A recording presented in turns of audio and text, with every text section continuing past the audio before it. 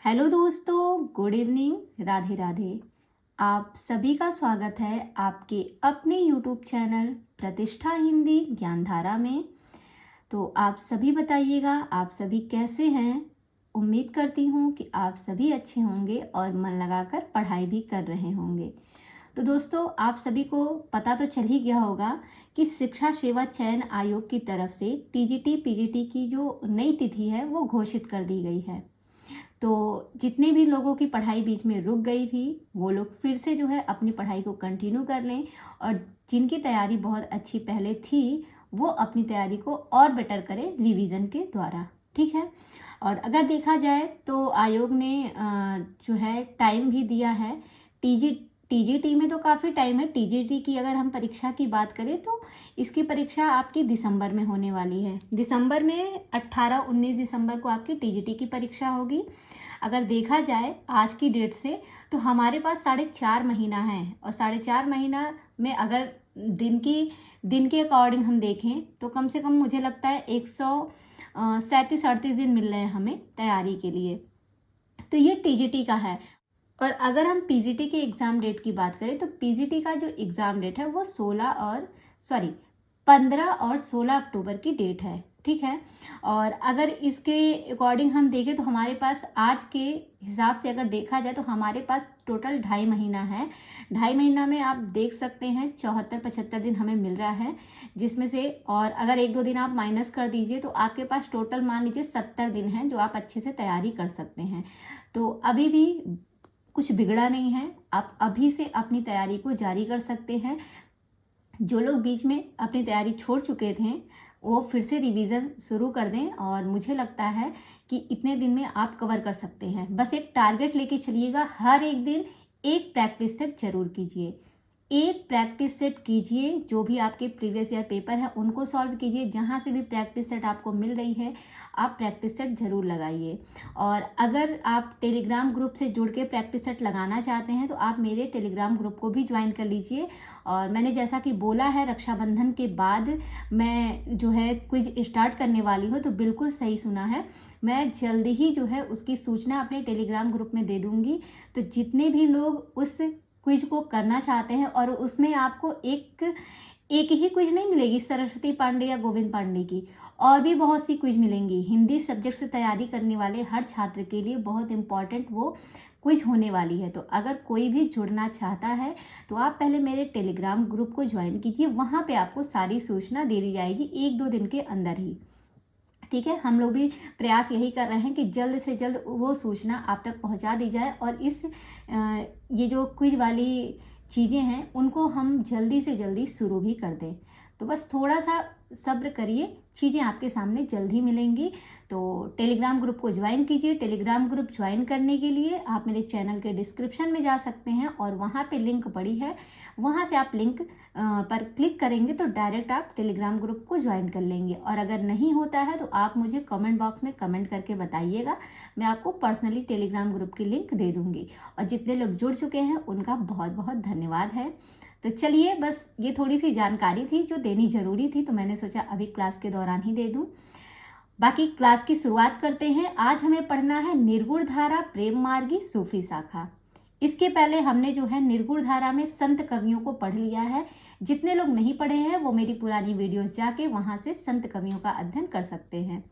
आइए बात करते हैं निर्गुण धारा प्रेम मार्गी सूफी शाखा।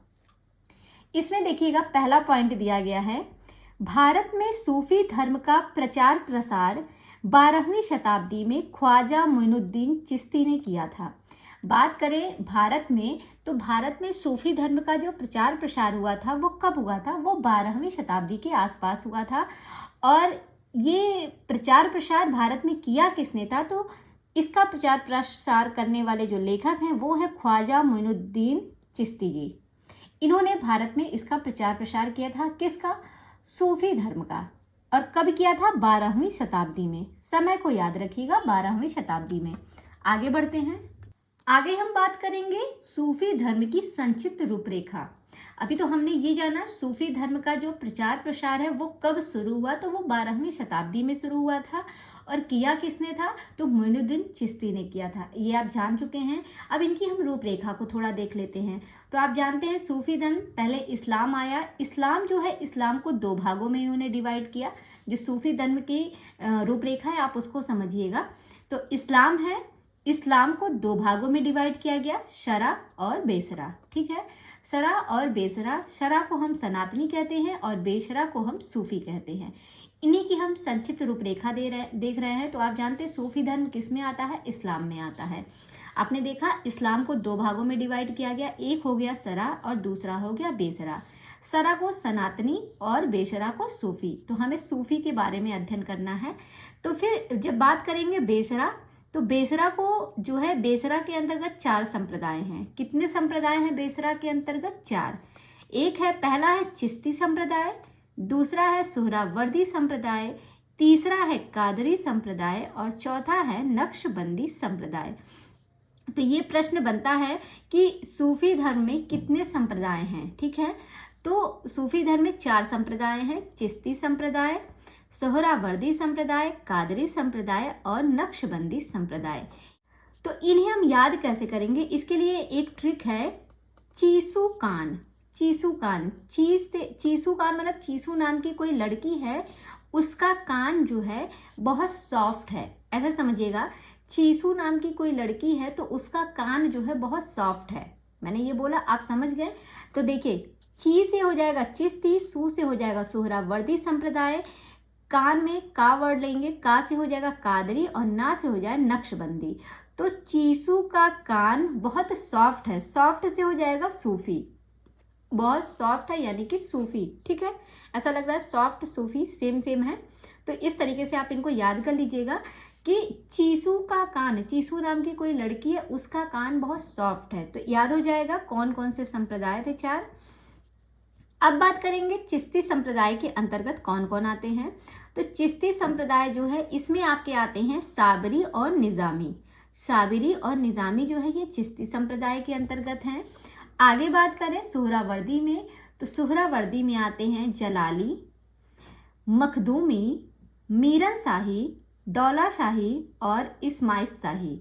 इस्माइल शाही ये आपके सोहरावर्दी संप्रदाय के अंतर्गत आते हैं। बात करें कादरी संप्रदाय की, तो कादरी में वहाबिया और रजाकिया।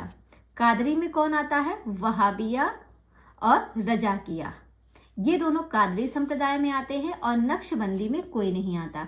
तो ध्यान रखिएगा, नक्शबंदी में कोई नहीं आता, जो लास्ट वाला है उसमें कोई भी नहीं है। कादरी संप्रदाय में 2 हैं, चिश्ती संप्रदाय में भी 2 हैं और सबसे ज्यादा सोहरावर्दी में है। तो चिश्ती में साबरी और निजामी। आप एक चीज देख रहे होंगे, चिश्ती जो पहला है इसमें 2 आए हैं, साबरी और निजामी, और कादरी जो तीसरा है इसमें भी 2 हैं, वहाबिया और रजाकिया। ठीक है, एक चीज कॉमन रखिएगा, देखिएगा तीसरे वाले में या दोनों में आया है। ठीक है, या दोनों में आया है, तो ये किस में है, कादरी संप्रदाय में है। और निजामी और साबरी जो है ये चिश्ती संप्रदाय में है। बाकी जितने बचेंगे वो आपके सोहरावर्दी संप्रदाय में चले जाएंगे। तो ये हो गई इस्लाम की, ये जो सूफी धर्म है इसकी रूपरेखा हो गई। आगे देखते हैं। आगे अगर हम बात करें तो अब हम देखेंगे प्रमुख सूफी संप्रदाय की संक्षिप्त रूपरेखा किस प्रकार से दी गई है। अभी तो हमने ग्राफ के माध्यम से देखा, अब चलिए इनके डिटेल में थोड़ा सा इनको पढ़ते हैं। बात करें संप्रदाय की, तो अभी हमने देखा चिश्ती संप्रदाय। ठीक है, अब चिश्ती संप्रदाय की अगर हम बात करें तो इसके आदि प्रवर्तक कौन माने जाते हैं, याद रखिएगा। चिश्ती संप्रदाय के जो आदि प्रवर्तक हैं वो माने जाते हैं आबू अब्दुल्लाह चिश्ती। कौन माने जाते हैं, आबू अब्दुल्लाह चिश्ती। और भारत में इसके प्रवर्तक कौन है, तो मोइनुद्दीन चिश्ती हैं। वही मोइनुद्दीन चिश्ती जिन्होंने सूफी धर्म का प्रचार प्रसार शुरू किया था। आप जानते हैं, अभी मैंने स्टार्टिंग में पढ़ा है, वही मोइनुद्दीन चिश्ती जो है वो चिश्ती संप्रदाय के जो है प्रवर्तक माने जाते हैं भारत में। समय क्या है, 12वीं शताब्दी का उत्तरार्ध है। समय क्या है, 12वीं शताब्दी का उत्तरार्ध। दूसरा संप्रदाय क्या था, सोहरावर्दी संप्रदाय था। सोहरावर्दी संप्रदाय के अगर हम आदि प्रवर्तक की बात करें तो इनके जो आदि प्रवर्तक थे उनका नाम है शेख शिहाबुद्दीन सोहरावर्दी। यहाँ पे लिखा नहीं है, आप लोग लिख लीजिएगा। आदि प्रवर्तक जो है उनका नाम है शेख सिहाबुद्दीन सुहरावर्दी। आराम से मैंने बोला है, आप इसको नोट कर लीजिएगा। और भारत में इसके प्रवर्तक की बात करें तो भारत में है जलालुद्दीन सुर्खपोश। जलालुद्दीन सुर्खपोश जो है इसके भारत के प्रवर्तक माने जाते हैं। किसके? सुहरावर्दी के। और सुहरावर्दी का समय क्या है? 13वीं शताब्दी का पूर्वार्ध। ये सुहरावर्दी संप्रदाय का जो है समय माना गया है। आगे देखिएगा, कादरी संप्रदाय। कादरी संप्रदाय के जो आदि प्रवर्तक हैं वो अब्दुल कादिर जिलानी हैं। ध्यान रखिएगा नाम, अब्दुल कादिर जिलानी जो है ये आदि प्रवर्तक माने जाते हैं कादरी संप्रदाय के। और भारत में प्रवर्तक की बात करें तो भारत में जो कादरी संप्रदाय के प्रवर्तक हैं वो हैं बंदगी मोहम्मद गौस। बंदगी मोहम्मद गौस जो है ये भारत के आदि प्रवर्तक माने जाते हैं कादरी संप्रदाय के। बात करें इनके समय की तो इनका समय है 15वीं शताब्दी का उत्तरार्ध। और लास्ट संप्रदाय जो है वो है नक्शबंदी संप्रदाय। नक्शबंदी संप्रदाय की अगर हम बात करें तो इसके जो आदि प्रवर्तक हैं वो हैं वहा अलदीन नक्शबंद। अब देखिए इसमें आपका आ गया नक्शबंद, तो आप इससे कनेक्ट कर लेंगे कि नक्शबंद ये आदि प्रवर्तक हैं, ठीक है। और कादरी संप्रदाय में कादिर आ गया तो ये आदि जो है ये आदि प्रवर्तक माने गए। और सोहरावर्दी संप्रदाय के जो आदि प्रवर्तक हैं उनका नाम है शेख सिहाबुद्दीन सोहरावर्दी। तो उनके नाम में लास्ट में सोहरावर्दी आ रहा है तो उससे आप कनेक्ट कर लेंगे, आदि प्रवर्तक जो है सोहरावर्दी संप्रदाय के थे वो। अब चिश्ती संप्रदाय की अगर हम बात करें तो चिश्ती संप्रदाय के प्रवर्तक में भी पहले जो चिश्ती शब्द आ रहा है तो ये भी आदि प्रवर्तक हैं। देखिए मैंने ये बात क्यों बोली, इसको समझने का प्रयास कीजिएगा। जैसे संप्रदाय में चिश्ती आ रहा है, जो जो संप्रदाय है उन संप्रदाय से रिलेटेड आदि प्रवर्तक के नाम भी हैं। देखा, चिश्ती संप्रदाय में चिश्ती आया, सोहरावर्दी में लास्ट में सोहरावर्दी है, कादरी में कादिर आया है और नक्शबंदी में नक्शबंद है। अगर इनमें से कोई नाम मिलता है और पूछेगा ये इनके आदि प्रवर्तक हैं या भारत के प्रवर्तक हैं, तो अगर नाम इससे मैच करेगा तो समझ जाइएगा ये आदि प्रवर्तक हैं। बस एक याद रखिएगा इनको, भारत में जो प्रवर्तक की बात करेगा उसमें चिश्ती संप्रदाय के जो प्रवर्तक हैं वो मोइनुद्दीन चिश्ती हैं। इसमें भी चिश्ती शब्द आया है तो इसमें कंफ्यूज मत होइएगा, इनको आप थोड़ा ध्यान रखिएगा। बाकी सबको आप अलग कर सकते हैं। अगर सेम नाम कहीं मैच करेगा तो वो आदि प्रवर्तक हो जाएंगे, नहीं मैच करेगा तो वो भारत में प्रवर्तक हो जाएंगे, ठीक है। अब बात करें भारत में प्रवर्तक नक्शबंदी संप्रदाय के तो वो है मोहम्मद बाकी गिल्लाह बैरंग, ठीक है। मोहम्मद बाकी गिल्लाह बैरंग जो है ये जो है नक्शबंदी संप्रदाय के भारत के प्रवर्तक माने जाते हैं। समय की बात करें तो इनका समय है 16वीं शताब्दी का उत्तरार्ध, ठीक है। अब देखिए चिश्ती, सोहरावर्दी, कादरी और नक्शबंदी, इसको तो हमने याद कर लिया। चीशू कान, चीशू का कान बहुत सॉफ्ट है, ठीक है। सॉफ्ट से सूफी संप्रदाय। चीशू, ची और शू, का और न, ये कनेक्ट हो गया। अब समय कैसे याद रखेंगे? 12, 13, 15, 16। 12, 13 लाइन से है, 14 को हटा दीजिए, फिर 15, 16, ये क्रम से है, याद हो जाएगा। 12, 13, 15, 16 ऐसे ही याद कर लीजिएगा। इसमें कुछ भी रटने की जरूरत नहीं है, बस चार्ट को 2-3 बार देखिएगा, समझिएगा, आराम से क्वेश्चन को सॉल्व कर लेंगे। बहुत ज़्यादा टेंशन नहीं लिया जाता है किसी भी क्वेश्चन को याद करने के लिए, उसकी तरकीब निकाली जाती है, हम इसको किस तरीके से पढ़ें। अब जैसे आपने देखा डर गए पहले ही, आप उसको पहले पढ़िए, तो जब आप उसको पढ़ेंगे तो उसमें कोई ना कोई चीज़ आपको ज़रूर मैच करेगी कि जिससे आप उस चीज़ को पकड़ सकें। तो इस कभी भी कोई भी तैयारी करिए या कोई भी पढ़ाई कर रहे हैं तो आप उसमें हाइपर नहीं होना चाहिए कि मैं इसको कैसे करूं, मुझसे तो नहीं होगा। जब आप चीज़ों को पढ़ेंगे तो वो चीज़ें आपके लिए बहुत सरल हो जाएंगी। तो इस तरीके से पढ़िएगा, ये कभी आपका गड़बड़ नहीं होगा।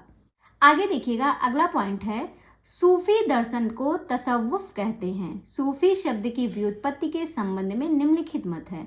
जो सूफी शब्द है तो सूफी दर्शन को तसव्वुफ कहते हैं। सूफी शब्द की व्युत्पत्ति के संबंध में निम्नलिखित मत दिए गए हैं, आइए उन मत को पढ़ते हैं हम। यहाँ पे अगर हम बात करें तो जैसे सूफी शब्द का अर्थ लोगों ने अलग अलग बताया है। कुछ लोगों का मानना है कि जो सूफी शब्द है इसका जो मूल शब्द है वो है सूफ, और सूफ का अर्थ क्या होता है? ऊन। सूफ ऊन। देखिए यहाँ पे ऊ आया है, सूफ में ऊ आया है और ऊन में भी ऊ आया है, ठीक है। तो आप इससे कनेक्ट कर लेंगे। सूफ का अर्थ जो होता है वो ऊन होता है। फिर दूसरा जो मूल अर्थ है वो है सफ। सफ का अर्थ होता है पंक्ति। सफ का अर्थ क्या होता है? पंक्ति होती है। फिर है सूफा। सूफा का अर्थ होता है चबूतरा। सूफा को अगर आप सोफा समझ लीजिए, सूफा सोफा, सोफा आपके घर में रहता है, बैठने का काम करता है। और चबूतरा जो होता है वो भी जमीन से थोड़ा ऊंचा होता है, वो भी बैठने का ही काम करता है। तो सूफा तो आसानी से कनेक्ट हो जाएगा चबूतरा। बात करें सोफिया, तो सोफिया कुछ लोगों का मानना है कि सूफी जो है ये इसका मूल शब्द सोफिया है। और सोफिया का अर्थ क्या होता है? सोफिया का अर्थ होता है विद्या, ठीक है। और बात करें सफा, सफा का अर्थ होता है पवित्र या निर्मल। जैसे हम कहते हैं ना सफा, भाई सब कुछ सफा हो गया, यानी कि सब कुछ साफ हो गया। तो साफ हो जाता है तो वो जगह कैसी हो जाती है? पवित्र हो जाती है, निर्मल हो जाती है, उसमें कोई मैल नहीं होता। तो सफा को आप इस तरीके से याद रख सकते हैं। सोफिया नाम की कोई लड़की है, उसके पास विद्या बहुत अधिक है। सोफिया के पास विद्या का ज्ञान है। सूफा मतलब बैठने वाली जगह है और चबूतरा भी बैठने वाली जगह है, कनेक्ट हो जाएगा। सूफ में बड़ी ऊ है, ऊन में ऊ है, तो यहाँ से आप ऊ को कनेक्ट कर लेंगे। सफ, सफ मतलब क्या होता है? पंक्ति होता है। तो ये अर्थ जरूर ध्यान रखिएगा, यहाँ से प्रश्न बनते हैं परीक्षा में। आगे बढ़ते हैं। सूफी या प्रेम मार्गी शाखा के प्रथम कवि और प्रस्तोता निम्न हैं।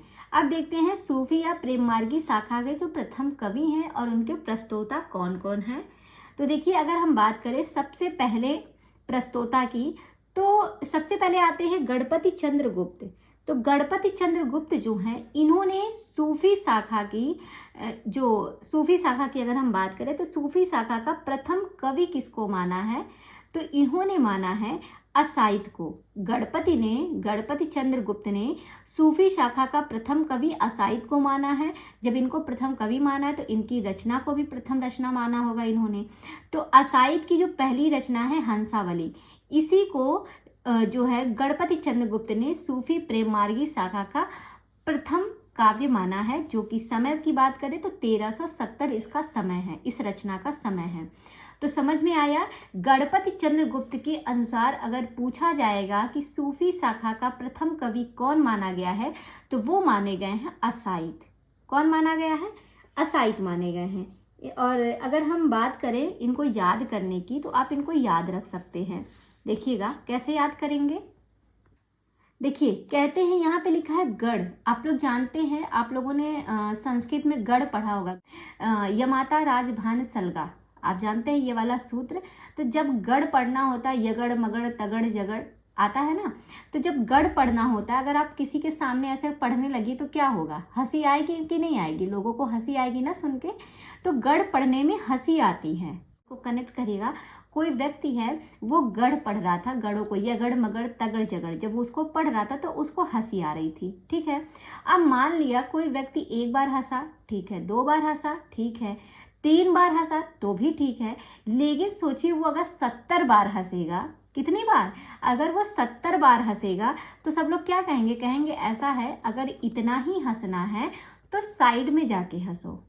अगर इतना ही हंसना है तो साइड में जाके हंसो। तो साइड असाइद, साइड में हंसो यानी कि असाइद।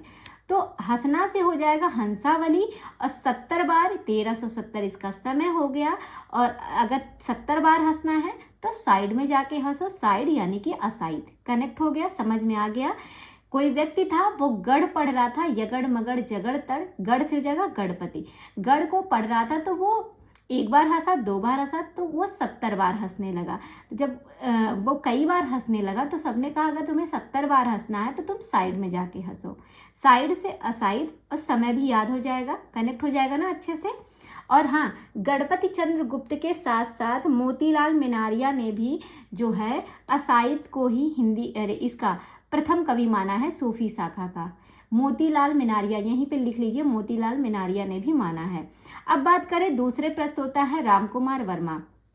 रामकुमार वर्मा ने किसको माना है जो है सूफी शाखा का प्रथम कवि? तो इन्होंने मुल्ला दाऊद को माना है।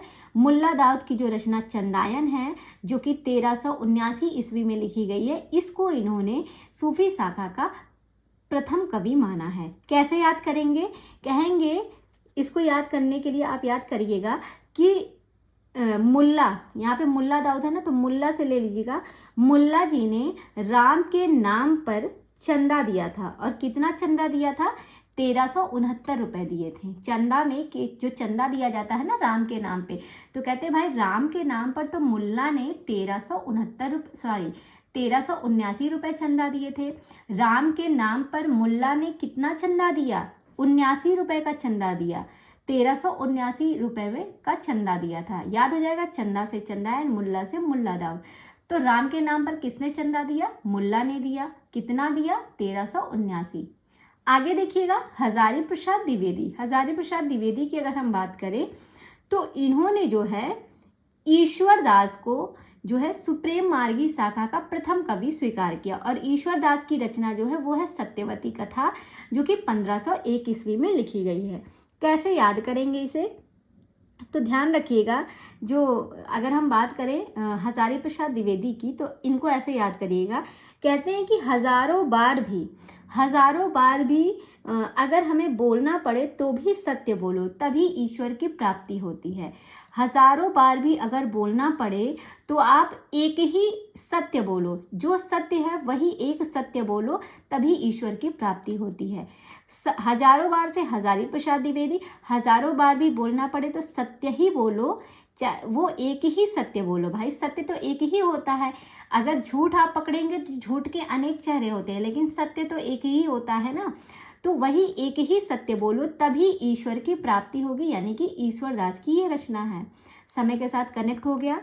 अब हम बात करेंगे प्रेम मार्गी शाखा के प्रथम कवि शुक्ल जी ने किसको माना है। शुक्ल जी के अनुसार अगर हम बात करें तो शुक्ल जी ने कुतुबन की रचना मृगावती को जो है हिंदी की प्रेम मार्गी शाखा का प्रथम कवि माना है। आगे हम बात करें रामचंद्र शुक्ल की, तो रामचंद्र शुक्ल ने ही प्रेम मार्गी शाखा का प्रथम कवि किसको माना है? तो इन्होंने कुतुबन को माना है, और कुतुबन की रचना जो है मृगावती, इसको जो है इन्होंने सूफी शाखा की प्रथम रचना भी माना है। जब कुतुबन को पहला कवि माना तो उनकी रचना भी इन्होंने स्वीकार की, और मृगावती कवि की रचना है 1501 की। एक चीज इसमें ध्यान रखिएगा, कहीं कहीं मृगावती का समय 1503 मिलता है, कहीं कहीं 1। तो यहाँ पे नोट कर लीजिए 1501 जो है ये शुक्ल जी के अनुसार बताया गया है, लेकिन 1503 किसने माना? डॉक्टर नगेंद्र ने इनका जो समय है मृगावती का ये 1503 माना है। कैसे याद करेंगे? देखिए, कहते हैं जो यहाँ कुतुबन से ले लीजिए वन, ठीक है, और मृगावती से ले लीजिए मृग। तो आप जानते हैं जो मृग होते हैं वो वन में रहते हैं, ठीक है, मृग जो होते हैं वो वन में रहते हैं। और कैसे याद रखेंगे? रामचंद्र शुक्ल ने माना है, तो आप जानते हैं जो राम जी थे वो वन में ही तो मृग को पकड़ने गए थे। जब सीता जी का हरण हो गया था, हिरण को पकड़ने गए थे राम जी, तो आप याद रख सकते हैं राम जी से कि रामचंद्र शुक्ल ने कुतुबन को रामचंद्र शुक्ल ने कुतुबन को जो है प्रेम मार्गी शाखा का प्रथम कवि स्वीकार किया है। और कुतुबन की रचना है मृगावती। कैसे याद रहेगा? वन जो होते हैं मृग जो होते हैं वो वन में रहते हैं। इस तरीके से आप इसको कनेक्ट कीजिएगा, कभी आपका भूलेगा भी नहीं, और कभी परीक्षा में आए तो आप कभी गलत भी नहीं कर पाएंगे। आगे देखते हैं। नेक्स्ट पॉइंट है असाहित्यकृत हंसावली का रचना स्रोत विक्रम बेताल की कथा है। इसमें पाटड़ की राजकुमारी हंसावली की कहानी है। विक्रम बेताल की कथा बहुत ही अच्छी है, पहले आता भी था नेशनल पे, आपने देखा होगा बचपन में। विक्रम बेताल की कथा बहुत सी उसमें स्टोरी है, बहुत अच्छी कहानी है। अगर आप देखिएगा तो आपको बहुत अच्छा लगेगा, कुछ ना कुछ सीखने को मिलता है। तो कहते हैं जो असाहित्यकृत जो रचना है हंसावली, इसका जो स्रोत है वो विक्रम बेताल की कथा है, और इसमें पाटड़ की राजकुमारी हंसावली की कहानी लिखी गई है। नेक्स्ट पॉइंट है रामकुमार वर्मा ने मुल्ला दाऊद को अपने इतिहास ग्रंथ में संधिकाल के अंतर्गत रखा है। ये इंपॉर्टेंट पॉइंट है। जो रामकुमार वर्मा है इन्होंने मुल्ला दाऊद को ही जो है प्रेम मार्गी सूफी शाखा का प्रथम कवि स्वीकार किया है। और ये भी प्रश्न बन सकता है कि इन्होंने अपने इतिहास ग्रंथ में किस काल में इनको रखा है, तो संधि काल के अंतर्गत मुल्ला दाऊद को स्थान दिया था रामकुमार वर्मा ने। नेक्स्ट पॉइंट है डॉक्टर माता प्रसाद गुप्त ने चंदायन को लोर कहा या लोर कथा नाम से अभिहित किया। कहते हैं जो माता प्रसाद गुप्त हैं, इन्होंने चंदायन जो कि रचना है किसकी है, मुल्ला दाऊद की, इसको लोर कहा या फिर लोर कथा नाम दिया। कैसे याद करेंगे, देखिए जो माता होती हैं, माता चंदा की लोरी गाती हैं। कोई माता है वो अपने बच्चे को जब सुलाती है तो कौन सी लोरी गाती है, चंदा की लोरी गाती है। याद कर सकते हैं, जैसे एक गाना है ना, चंदा है तू मेरा सूरज है तू, ओ मेरी आंखों का तारा है तू, चंदा है तू मेरा सूरज है तू। तो ये सॉन्ग जो है एक माँ जो है अपने बच्चे को सुलाने के लिए गा रही है। तो माता जो है किसकी लोरी गाती है, चंदा की लोरी गाती है। तो याद हो जाएगा, माता से माता प्रसाद गुप्त, किसकी लोरी गा रही है, चंदा की, तो चंदा से चंदायन, और लोरी गा रही है यानी कि लोर कहा या लोर कथा। सारा कनेक्ट हो गया और आसानी से याद भी हो जाएगा।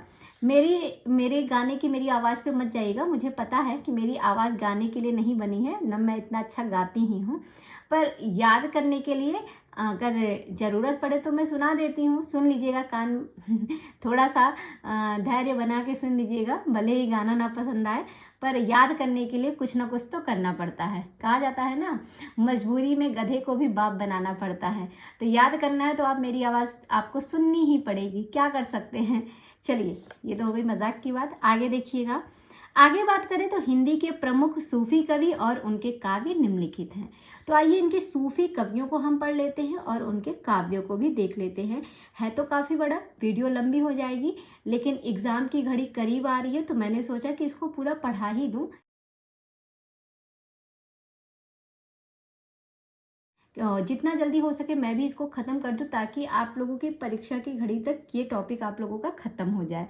पूरी बुक तो नहीं ख़त्म हो पाएगी पीजीटी के एग्ज़ाम तक, लेकिन टीजीटी तक ये पूरी किताब, मैं कोशिश यही करूँगी ये पूरी किताब आपको पढ़ा दी जाए जब आपका टीजीटी का एग्ज़ाम रहे, यानी कि दिसंबर के पहले तक। तो चलिए इसको आगे पढ़ लेते हैं। सबसे पहले देखिएगा, यहाँ पे सूफी कवियों को हम पढ़ रहे हैं, तो एक एक करके सबको देखिएगा और अच्छे से इसको समझने का प्रयास कीजिएगा। सबसे पहले बात करें हंसावली की, तो हंसावली का समय है 1370 ईस्वी। कवि है असाइद, इसकी भाषा है राजस्थानी, और इसमें जो प्रयुक्त छंद प्रयोग किया गया है ये है चौपाई दोहा। ये पेज जो है मोस्ट इम्पॉर्टेंट है, यहाँ से आपको 1 नंबर का प्रश्न जरूर परीक्षा में देखने को मिलेगा, हर हालत में। हो सकता है उससे ज़्यादा भी मिले, पर 1 नंबर का जरूर मिलेगा। तो ये पेज तो अच्छे से तैयार कीजिएगा, चाहे वो भाषा हो, चाहे वो छंद हो, चाहे कवि हो, चाहे वर्ष हो, और चाहे रचना हो।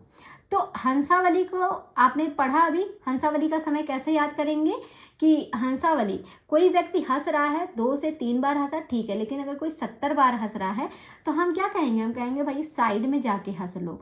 70 बार हंसना है तो साइड, यानी कि साइड से असाइड, और हंसना है तो हंसावली, और 70 से 1370, ये याद हो जाएगा। भाषा इसकी राजस्थानी है और प्रयुक्त छंद इसमें चौपाई और दोहा है। आगे बात करें चंदायन की, तो चंदायन का जो समय है वो 1379 ईस्वी है। कवि है मुल्ला दाऊद, भाषा है अवधी, भाषा क्या है, अवधी भाषा है, और चौपाई और दोहा इसमें प्रयुक्त छंद है। आपको पता है चंदायन को कैसे याद किया था, चंदायन को प्रथम कविता प्रेम मार्गी शाखा का किसने माना, तो राम कुमार वर्मा ने। तो मुल्ला ने राम के नाम पर चंदा दिया, कितने रुपए का चंदा दिया, 79 रुपए का। तो 1379 याद हो गया था। और आप जानते हैं जब राम जी की बात आती है तो आप अयोध्या को याद करते हैं, और अयोध्या की जो भाषा है वो अवधी भाषा है कि नहीं, तो आप वहाँ से इनको याद रख सकते हैं, अवधी भाषा इसकी है। फिर आगे है लखम सेन पद्मावती कथा, लखम सेन पद्मावती कथा, इसका समय है 1459 ईस्वी। बात करें कवि की, तो ये दामोदर कवि की रचना है। भाषा जो है राजस्थानी है, प्रयुक्त छंद जो है चौपाई दोहा सोरठा है। कहते हैं जो लखम सेन है, लखम सेन जो है वो बड़ा दमदार व्यक्ति था। कहेंगे क्यों, कहते हैं लखम सेन तो बड़ा दमदार था, वो 14 साल की एज में ही जो है 59 लोगों को क्या कर दिया था, 59 लोगों पर राज करने लगा था। 14 साल की एज में ही वह 59 लोगों पर राज करने लगा। राज से हो जाएगा राजस्थानी, और ये किसके समय को हम याद कर रहे हैं, तो लक्ष्मसेन पद्मावती कथा। तो कह सकते हैं जो लक्ष्मसेन है, हाँ, लक्ष्मसेन बहुत दमदार व्यक्ति था। क्यों दमदार था? क्योंकि उसने तो 14 साल में ही 59 लोगों पर राज कर लिया था। राज से राजस्थानी भाषा, और इसमें जो छंद है चौपाई, दोहा, सोरठा है। एक चीज देखिएगा, लखमसेन पद्मावती कथा 3 शब्द आ रहा है, तो दोहा भी 3, चौपाई, दोहा और सोरठा। ठीक है, अब बात करते हैं सत्यवती कथा की। सत्यवती कथा जो है, इसका वर्ष जो है वो 1501 है।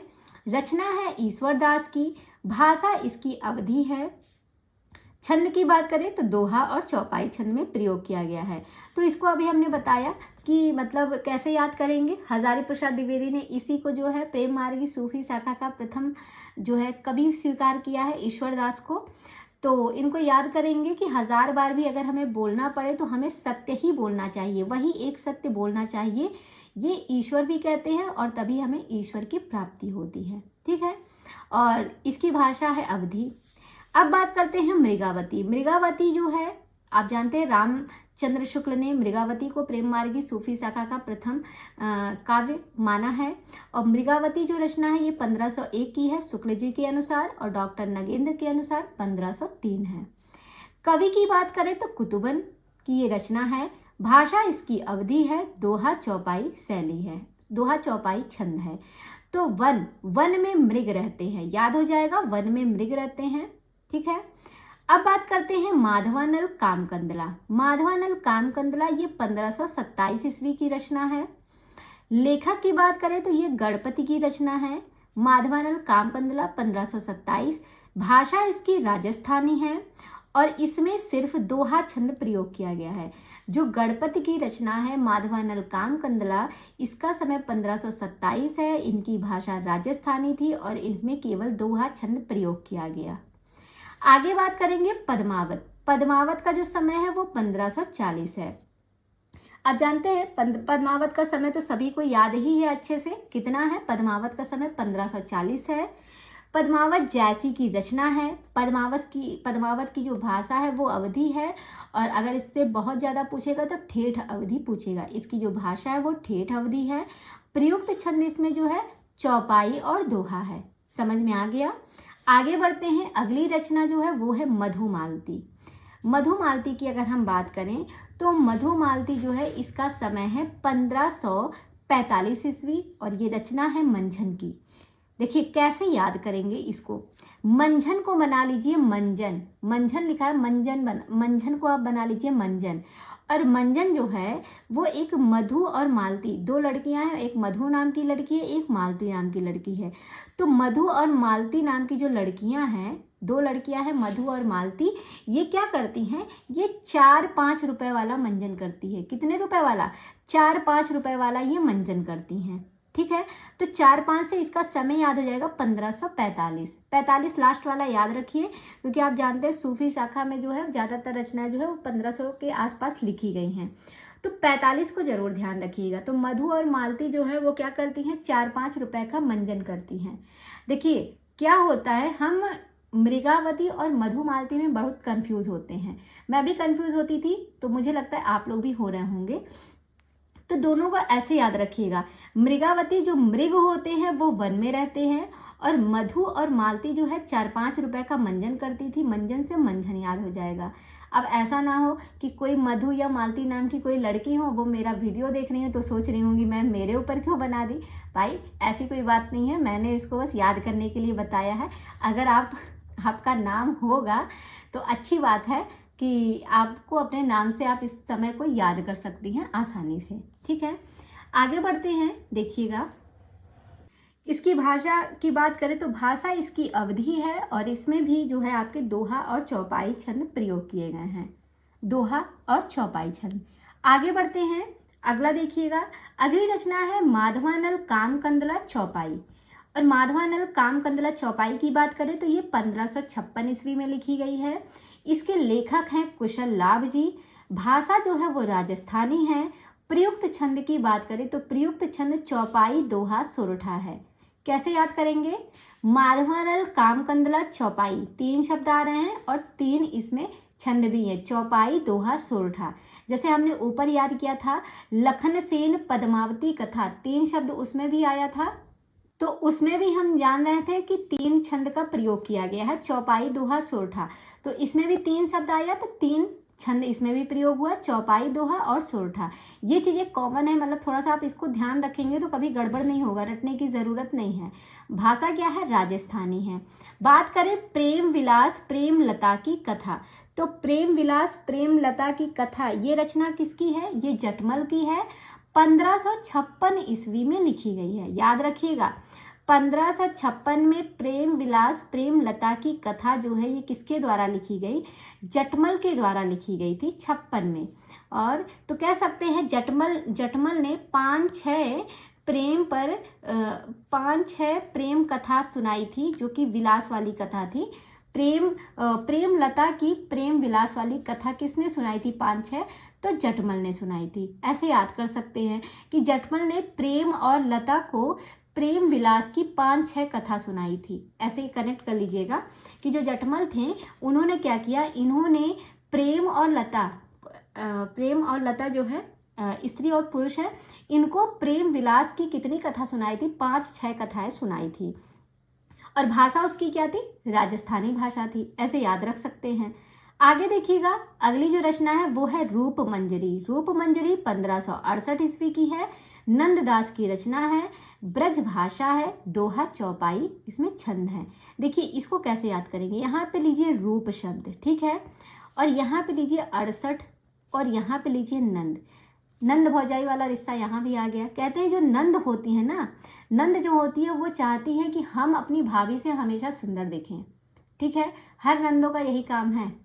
तो मतलब याद करने के लिए मैं बता रही हूँ। तो एक नंद है, नंद जो है अपने रूप को लेकर अड़ गई थी।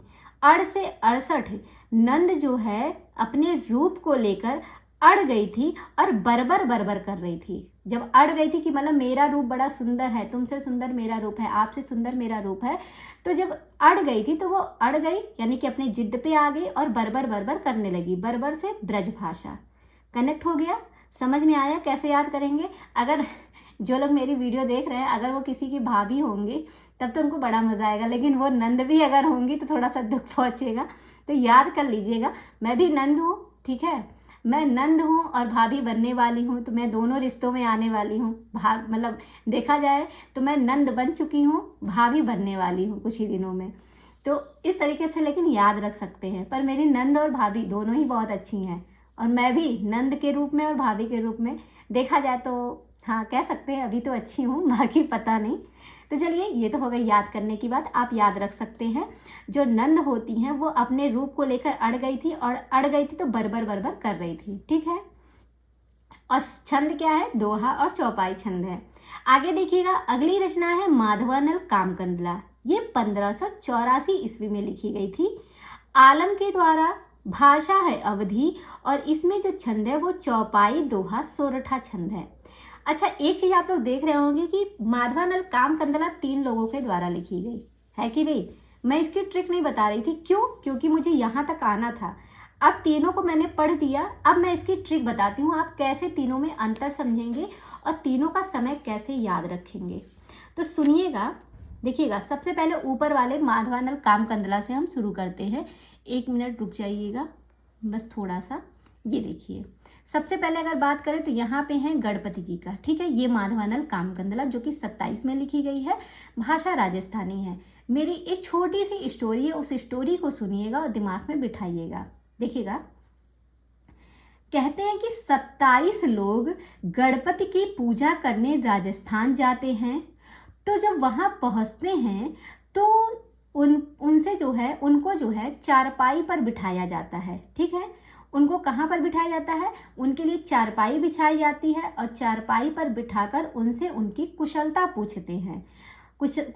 पूछते हैं और उन्हें जो है 56 भोग कराते हैं। भाई, अब कोई आपके घर पे आएगा तो आप उनसे उनका हाल चाल पूछेंगे, सब कुशल मंगल। जब कुशलता पूछने के बाद उनको 56 भोग कराते हैं। क्यों? क्योंकि उनका आलम चारों तरफ अवध तक फैला हुआ है। समझ में आया? एक बार फिर से सुनिएगा। 27 लोग गणपति की पूजा करने राजस्थान जाते हैं और जब वहां पहुंचते हैं तो उनको चारपाई पर बिठाकर उनसे उनकी कुशलता पूछते हैं, ठीक है। चारपाई बिछाई जाती है और उनसे उनकी कुशलता पूछी जाती है। कुशलता पूछने के बाद 56 भोग कराते हैं। अब 56 भोग क्यों कराते हैं? इसलिए कराते हैं जब कोई आपके घर में बहुत एक तरह से कह सकते हैं कोई आपका फेवरेट गेस्ट आ रहा हो, कोई पहली बार आपके घर पे आ रहा हो, तो आप क्या करेंगे? आप सोचेंगे अच्छे अच्छे पकवान बनाएं। या कोई आपका बहुत प्रिय सदस्य आ रहा हो, कह सकते हैं, तो वैसे ही 56 भोग, तो उसको आप अच्छा अच्छा भोजन कराएंगे। तो इनको 56 भोग कराते हैं क्यों? क्योंकि उनका आलम जो है वो चारों तरफ अवध तक फैला है। अब समझिएगा मैंने इसको जोड़ा कैसे है। देखिए, कहते हैं 27 लोग, 27 से हो जाएगा 1527। 27 लोग गणपति की पूजा करने राजस्थान जाते हैं। तो याद हो गया, 27 में गणपति द्वारा लिखी गई माधवानल कामकंदला है, जो कि राजस्थानी भाषा में लिखी गई है। ठीक है, ये याद हो गया। जब जाते हैं वहां पे, तो वहां पर जब पहुंचते तो उनके लिए चारपाई बिछाई जाती है। चारपाई से याद रखिएगा चौपाई। चारपाई से क्या याद रखेंगे? माधवानल कामकंदला चौपाई। चौपाई, तो चारपाई बिछाई जाती है और उनसे उनकी कुशलता पूछी जाती है। यानी कि जो चौपाई वाला है वो कुशल लाभ का है। कुशलता पूछकर उनसे जो है 56 भोग कराया जाता है। कौन सा भोग कराया जाता है? 56 भोग कराया जाता है। 56 से याद हो जाएगा कुशल लाभ का जो समय था वो 1556 था। और इसकी भी भाषा राजस्थानी है, तो राजस्थान में ही गए थे, तो दोनों का भाषा याद हो गया।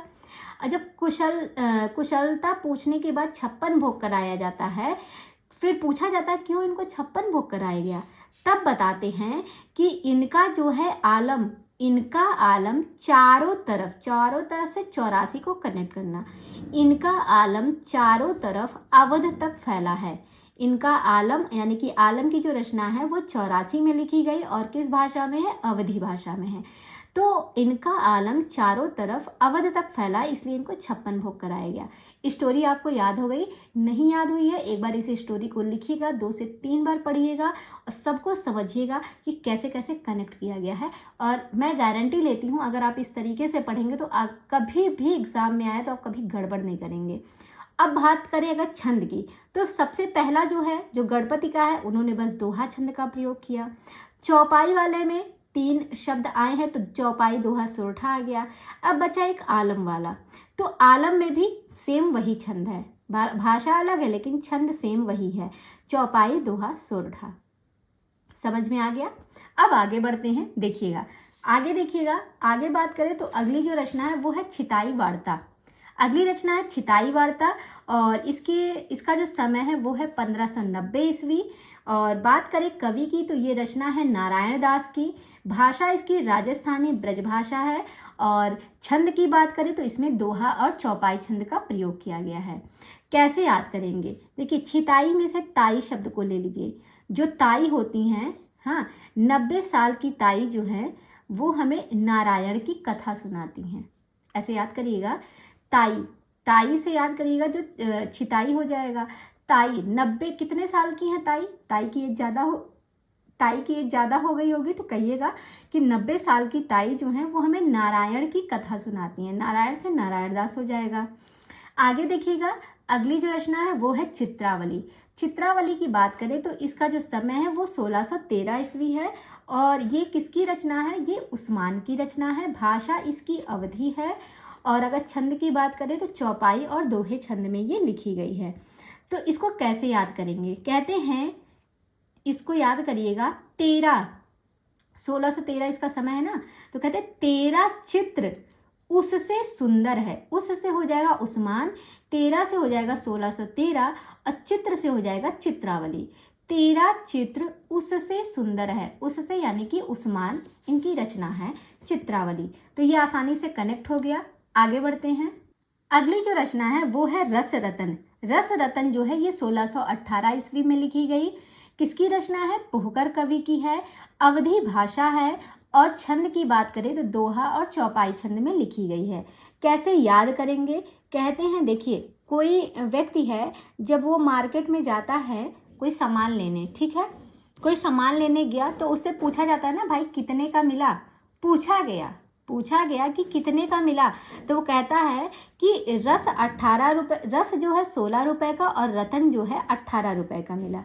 रस जो है वो 16 रुपये का और रतन जो है वो 18 रुपये का मिला। पोहकर से पूछा गया, जैसे कोई व्यक्ति है वो गया था रस और रतन लेने मार्केट में, तो उससे पूछा गया, पूछा से पूछकर याद रखिएगा।